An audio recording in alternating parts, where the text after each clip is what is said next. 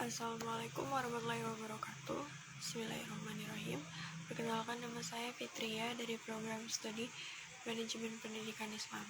Saya akan membuat video review untuk memenuhi tugas mata kuliah tafsir Tarbawi. Pertama, tafsir adalah metode pemahaman kitab suci yang dilihat atau didekati dari sisi pendidikan dengan lebih memperhatikan corak pendidikan dalam memberikan analisisnya.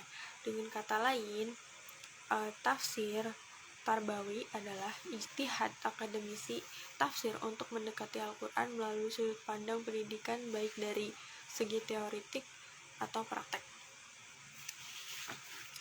Selanjutnya ada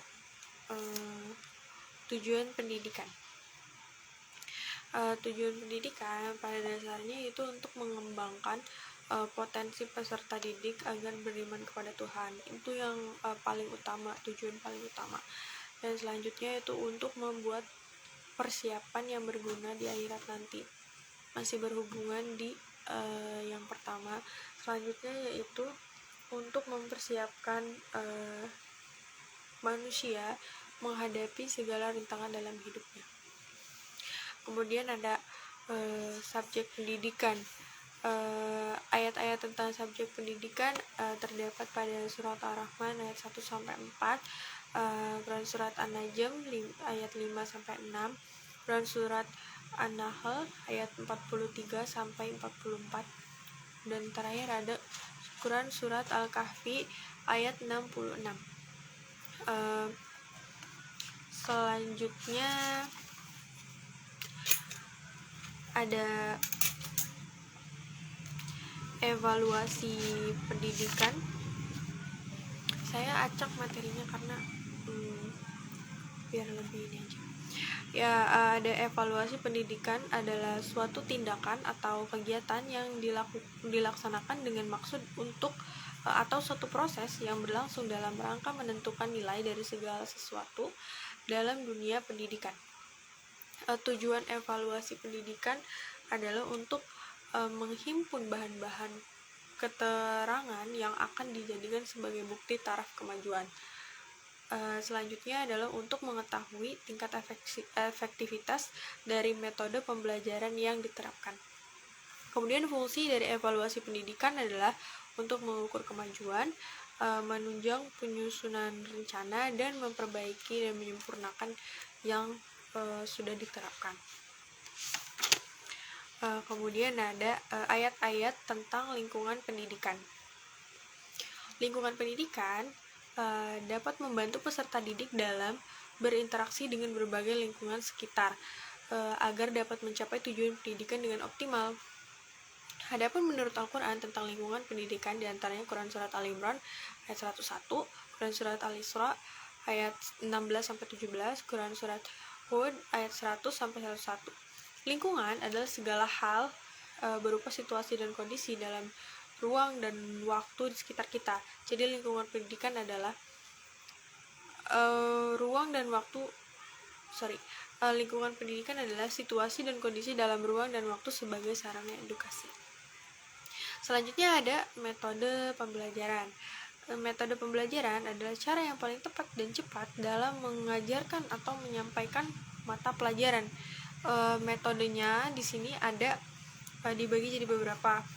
Ada yang pertama metode teladan, metode musyawarah, metode kisah, kemudian metode nasihat, ada metode perintah atau larangan, dan yang terakhir ada metode secara tidak langsung. Kemudian selanjutnya ada media dan sarana pendidikan.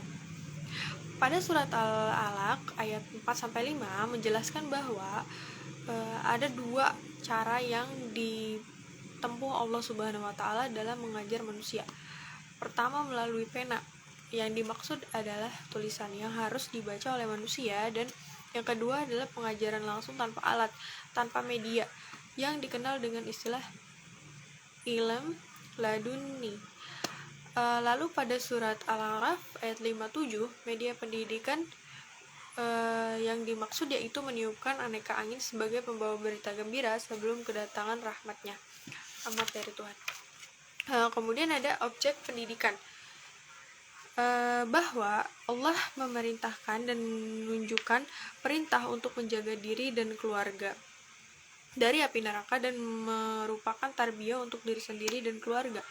Pelajaran dari ayat tersebut adalah perintah takwa kepada Allah Subhanahu wa taala dan berdakwah kepada keluarga terdekat dahulu dalam arti sebagai objek pendidikan yang utama, lalu kerabat jauh dan lebih luas lagi sampai mendunia.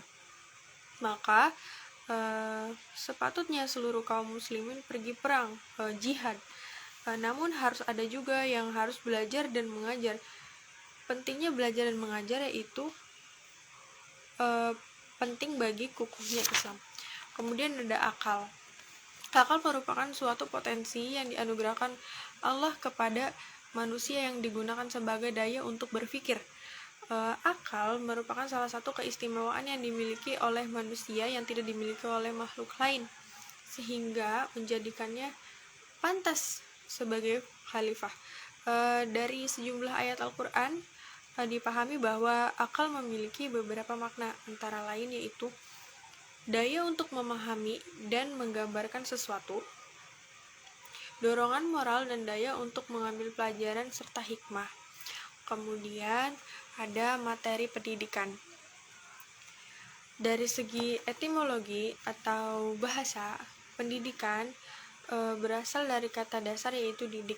Kemudian diberikan imbuhan kata pe dan akhiran an, sehingga pengertian pendidikan adalah sistem cara mendidik atau memberikan pengajaran atau peranan yang baik dalam akhlak dan kecerdasan berpikir. Ditinjau dari segi terminologi, banyak batasan dan pandangan yang dikemukakan para ahli untuk merumuskan pengertian pendidik, namun belum juga menemukan formulasi yang tepat dan mencakup semua aspek.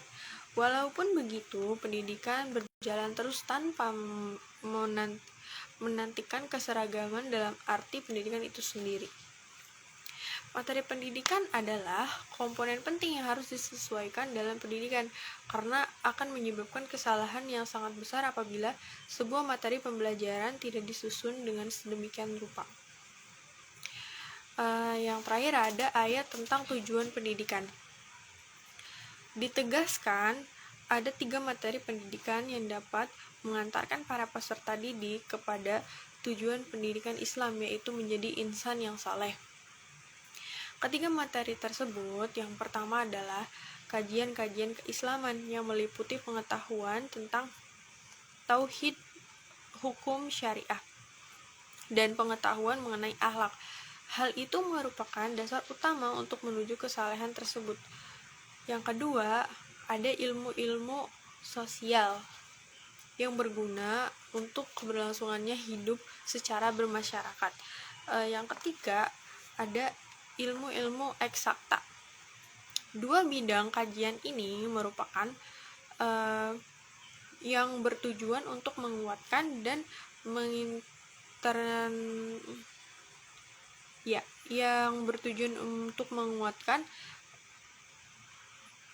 kepada bidang kajian yang pertama. Sekian, kurang dan lebihnya mohon maaf. Terima kasih, cukup sekian. Wassalamualaikum warahmatullahi wabarakatuh.